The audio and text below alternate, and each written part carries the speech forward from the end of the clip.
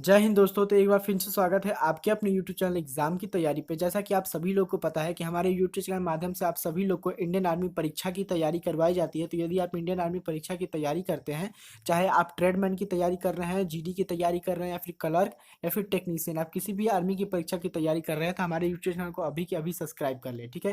क्योंकि यहाँ पर रेगुलर क्लास ली जाती है, ठीक है। तो आज की क्लास है आर्मी स्पेशल क्लास 2021, ठीक है। 2021 के सिलेबस के अनुसार आपसे की क्लास ली जाएगी आज की, ठीक है। तो आज किस चीज़ की क्लास है, तो जैसा आप देख सकते हैं कि आज मैथ की क्लास है, ठीक है। यानी आज मैथ की क्लास होगी। टॉप 10 प्रश्न लिए गए हैं, ठीक है दोस्तों। टॉप 10 प्रश्न का टेस्ट है आज। टॉप 10 प्रश्न लिए गए हैं, यानी सभी चैप्टर से प्रश्न उठाए गए हैं, ठीक है। तो चलिए देखते हैं कि पहला प्रश्न कैसा पूछा जाता है।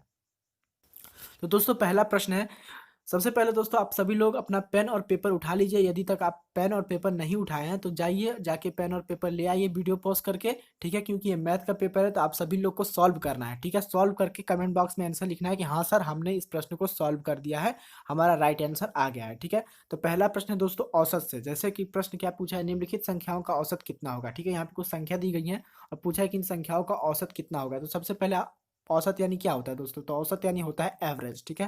तो हमको औसत का सूत्र पता होना चाहिए, यानी कि एवरेज का फॉर्मूला हमको पता होना चाहिए। तो जैसे अधिकतर बच्चों को फॉर्मूला पता होगा, तो हम बताते हैं कि औसत का सूत्र क्या होता है। देखिए, तो औसत बराबर होता है, ठीक है, यानी एवरेज बराबर होता है, ठीक है, दी गई संख्याओं का योग, यानी संख्या दी गई है इनका योग, और ठीक है, दी गई संख्याओं का योग अपान में, ठीक है, संख्या, ठीक है, यानी कितनी संख्या है, ठीक है। तो चलिए इन संख्याओं को पहले हम जोड़ते हैं, क्योंकि फार्मूला होता है दी गई संख्याओं का योग। तो जोड़िए अपने पेन पर, यानी अपने पेपर पर जोड़िए कि 76 प्लस 48, ठीक है, प्लस 84, ठीक है, 66, फिर दिया है 70, ठीक है, फिर दिया है 64, ठीक है। जोड़ लिए, और इनको जोड़ने के बाद हमें कितनी संख्या प्राप्त हो रही है दोस्तों, तो इनको प्राप्त हो रही है 408, ठीक है। तो अब देखते हैं कितनी संख्या है, गिनते हैं संख्या को, 1 2 3 4 5 6, ठीक है, यानी 6 संख्या है दोस्तों। तो 6 से हम इसको डिवाइड कर देंगे, ठीक है। तो 6 से डिवाइड करेंगे तो इसका जो राइट आंसर निकल के आएगा दोस्तों, आंसर होगा ऑप्शन नंबर बी, यानी कि 68, ठीक है। जिन बच्चों का 68 आंसर आया है, वेरी गुड, ठीक है। चलिए चलते हैं अपने अगले प्रश्न को जानते हैं कि हमारा अगला प्रश्न क्या है। तो दोस्तों हमारा अगला प्रश्न भी औसत से ही है। प्रश्न है कि प्रथम अभाज्य संख्याओं का औसत कितना होगा, ठीक है। देखो कंफ्यूज होने की कोई बात नहीं है कि प्रथम अभाज्य संख्या क्या होती है, ठीक है।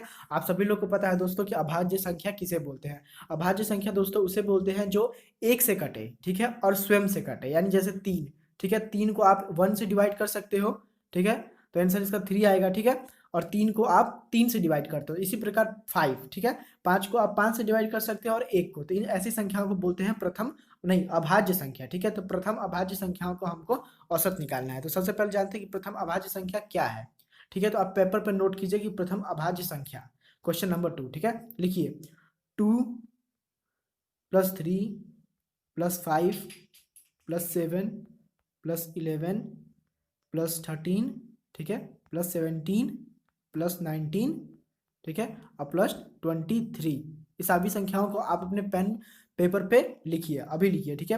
लिखने के बाद आप इन संख्याओं को गिनिए कि कितनी संख्या थी। तो दोस्तों ये संख्या 9 थी, ठीक है। तो आपको औसत का फॉर्मूला पता है कि संख्याओं का योग बटा में संख्या, तो संख्याओं का यदि आप जोड़ते हैं तो इसका आंसर निकल के आएगा 100, ठीक है। तो 100 और संख्या कितनी है, तो 9, तो ठीक है, आप डिवाइड कर देंगे 9 को 100 से, तो इसका जो राइट आंसर निकल के आएगा दोस्तों ऑप्शन नंबर सी, ठीक है, यानी 11.1111 होगा इसका राइट आंसर। तो जिन बच्चों ने आंसर को सॉल्व कर दिया, वेरी गुड, ठीक है। चलो चलते हैं अपने अगले प्रश्न को जानते हैं कि हमारा अगला प्रश्न क्या है। तो दोस्तों हमारा अगला प्रश्न है कि एक पुस्तक का क्रय मूल्य 110 रुपये है और विक्रय मूल्य 123.20 पैसे है, तो इस पुस्तक पर विक्रेता को कितना लाभ हुआ, ठीक है। तो सबसे पहले लिखिए आप सीपी, यानी कि क्रय मूल्य। तो क्रय मूल्य है 110 रुपये, ठीक है। एसपी यानी कि विक्रय मूल्य है 123.20 पैसे, ठीक है। तो आपको निकालना है प्रॉफिट, इसको प्रॉफिट कितना का हुआ, यानी लाभ कितने का हुआ। तो आप सभी लोग को पता है कि एसपी माइनस सीपी, यानी कि विक्रय मूल्य में से क्रय मूल्य को घटा देंगे तो हमारा लाभ आ जाएगा। तो इसको घटाएंगे तो इसका जो राइट आंसर आएगा दोस्तों आएगा 13.20 पैसा, ठीक है, यानी 13.20 पैसा को उस विक्रेता को लाभ हो रहा है। तो यहाँ में पूछा है कि लाभ प्रतिशत क्या होगा, ठीक है। लाभ प्रतिशत पूछा है, लाभ तो पता चल गया कि 13.20 पैसे का लाभ होगा। अब लाभ प्रतिशत निकालना है, तो लाभ प्रतिशत का फॉर्मूला क्या होता है दोस्तों, तो लाभ प्रतिशत का फॉर्मूला होता है लाभ, ठीक है, बटा में क्रय मूल्य, ठीक है, क्रय मूल्य इंटू 100, ठीक। इस फॉर्मूला को आप पेन पे लिखिए और इस फॉर्मूला पे पुट कीजिए, ठीक है।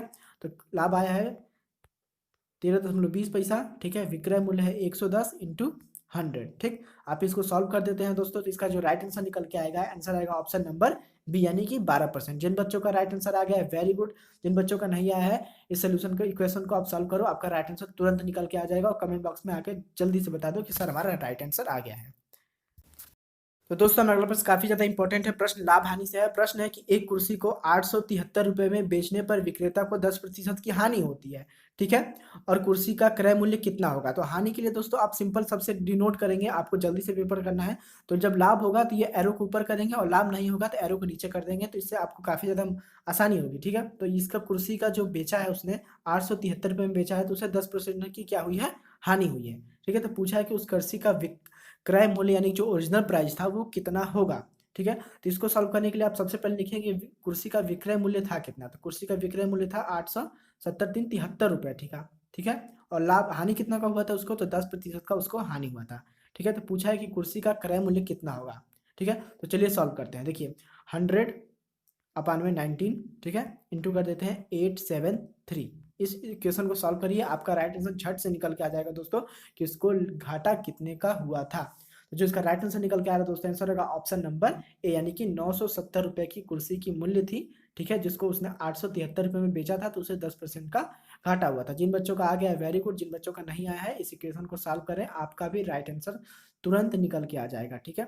इसको सॉल्व करें, आपका राइट आंसर तुरंत निकल के आ जाएगा। और कमेंट बॉक्स में जरूर जाके बताइएगा हमें कि सर हमारा भी राइट आंसर आ गया है। तो हमारा अगला प्रश्न दोस्तों की 6.8 kg का 17 ग्राम कितना प्रतिशत होगा, ठीक है। 6.8 किलोग्राम का 17 ग्राम कितना प्रतिशत होगा। तो दोस्तों प्रतिशत का क्वेश्चन है, काफी ज्यादा आसान है, तुरंत हल हो जाएगा, ठीक है। तो सबसे पहले आप लिखेंगे 17, ठीक है, बटा में कितने पूछा गया है, तो पूछा गया है 6.8, ठीक है। यहाँ पर देखिए दोस्तों ग्राम में पूछा गया है और ये दिया गया है किलोग्राम में, ठीक है। तो इसको ग्राम में बदलने के लिए 1000 का गुणा कर देंगे आप, ठीक है। तो ये भी ग्राम में हो जाएगा, ठीक, कर लेंगे इंटू 100, क्योंकि प्रतिशत में 100 लगता ही लगता है, ठीक है। तो जो इसका राइट आंसर दोस्तों निकल के आ रहा है वो आ रहा है 1/4, ठीक है। तो इसको आप शॉर्ट फॉर्म में लिखेंगे तो आ जाएगा 0.25 राइट आंसर, यानी ऑप्शन नंबर सी आप क्लिक करके तुरंत आगे बढ़ जाएंगे, ठीक है।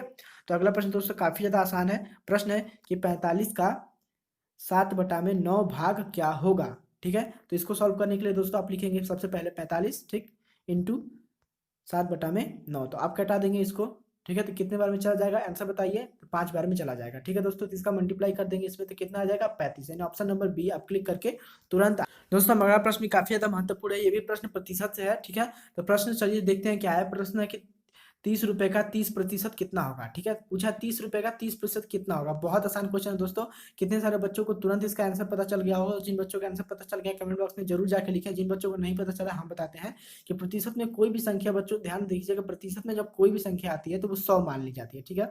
तो 100 बराबर आप 30 मान लेते हैं, ठीक। तो 1 बराबर 1 का मान कितना होगा, तो 30/100, ठीक है। आप इसको निकालिए कि 1/30/100 होगा, ठीक। तो अब पूछा है आपको 30% का मान, ठीक है। तो आप लिखेंगे 30 बराबर, ठीक है, लिख लीजिए 30 बराबर 1 का मान हमने निकाल लिया है, तो 1 के मान में गुणा कर देंगे तो इसका राइट आंसर पता चल जाएगा। तो 30/100 कर लेंगे, ठीक, इंटू 30 कर लेंगे, ठीक है। तो ऊपर वाले को मल्टीप्लाई कर देंगे तो आ जाएगा 900, ठीक है। 900/100 कर देंगे, 0 से 0 कटा देंगे, आ गया इसका राइट आंसर 9, यानी कि 9 क्लिक करके आप तुरंत आगे बढ़ जाओगे, ठीक है। तो इसी प्रकार मान लीजिए 60 से भी पूछता है कि 30 का 60% कितना होता है। 1% का मान हमने निकाल लिया है 30/100, ठीक है। तो पूछा 60% कितना होगा, तो यहाँ पे 60 कर देंगे, ठीक है, मल्टीप्लाई कर देंगे 60 से, ठीक। 0 से 0 कटा देंगे, 2 0 से 2 0 कट गया, ठीक है। इसका मल्टीप्लाई करके निकाल देंगे कितना, 18 होगा 60%, ठीक। चलिए चलते हैं अपने अगले प्रश्न को, जानते हैं कि हमारा अगला प्रश्न क्या है। तो दोस्तों अगला प्रश्न भी काफी ज्यादा महत्वपूर्ण है। तो दोस्तों हमारा प्रश्न भी काफी ज्यादा महत्वपूर्ण है। प्रश्न है कि कितने समय में 450 रुपये 5% के हिसाब से 540 रुपये हो जाएगा, ठीक है। तो सबसे पहले जानते हैं दोस्तों कि साधारण ब्याज दर का फार्मूला क्या होता है। तो फार्मूला होता है यानी सूत्र होता है P/R/T/100, ठीक है। प्रिंसिपल, रेट, टाइम, ठीक। तो प्रिंसिपल को हिंदी में क्या बोलते हैं, मूलधन। रेट को क्या बोलेंगे, दर, ठीक है। टाइम को क्या बोलेंगे, समय। अपान में 100 सभी लोग को पता है, ठीक है। तो सबसे पहले पुट करते हैं, कितना पूछा है कि 540 रुपये कितने दिन में हो जाएगा। तो इक्वल टू कर देते हैं, ठीक है, इंटू 5, और हमको पता नहीं है दोस्तों टाइम, ठीक है। टाइम ही पूछा है हमसे कि कितने दिन में हो जाएगा, अपान में कर लेंगे 100, ठीक है। आप इस इक्वेशन को सॉल्व करिए, आपका राइट आंसर तुरंत निकल के आ जाएगा। तो चलिए बच्चों, अब यदि आपने सॉल्व कर लिया तो आपका राइट आंसर आ गया होगा दोस्तों। इसका जो राइट आंसर होगा दोस्तों होगा 4.5 ईयर। ठीक है, 4.5 साल में इतना ब्याज हमको मिल जाएगा। 450 रुपये के 5% के हिसाब से हमको 4.5 साल में मिल जाएगा 540 रुपये। ठीक, चलिए चलते हैं अपने अगले प्रश्न को जानते हैं कि हमारा प्रश्न क्या है। तो दोस्तों हमारा अगला प्रश्न है कि 2025 का वर्गमूल ज्ञात करो। ठीक है दोस्तों, ये प्रश्न आपके लिए है दोस्तों। आप इस प्रश्न का राइट आंसर हमें कमेंट बॉक्स में जरूर बताइए कि 2025 का वर्गमूल क्या होगा। ठीक, चलिए चलते हैं अपने अगले प्रश्न को जानते हैं कि हमारा अगला प्रश्न क्या है दोस्तों। तो अगला प्रश्न भी बहुत ज्यादा आसान है दोस्तों। तो प्रश्न है कि 2x is equal to x plus 4। ठीक है, तो पूछा है कि इसमें x का वैल्यू क्या होगा। ठीक है, x का मान पूछा है, तो आप इस चीज को हल करिए। ठीक है, आप इस क्वेश्चन को हल करिए तो होगा 2x, ये अपना साइड चेंज करेगा तो ये प्लस में है। ठीक है, यहाँ पे पता होना चाहिए कि प्लस छुपा होता है, तो अपने साइड चेंज करेगा तो माइनस में हो जाएगा इजिकल टू 4। ठीक है, तो इसको कर देंगे x, क्योंकि ये घट जाएगा 2x में से x, तो बचेगा x इजिकल टू 4। यानी कि आप तुरंत ऑप्शन नंबर ए राइट करके आगे बढ़ जाएंगे। ठीक है, तो यदि दोस्तों आपको हमारा पढ़ाया हुआ पसंद आया तो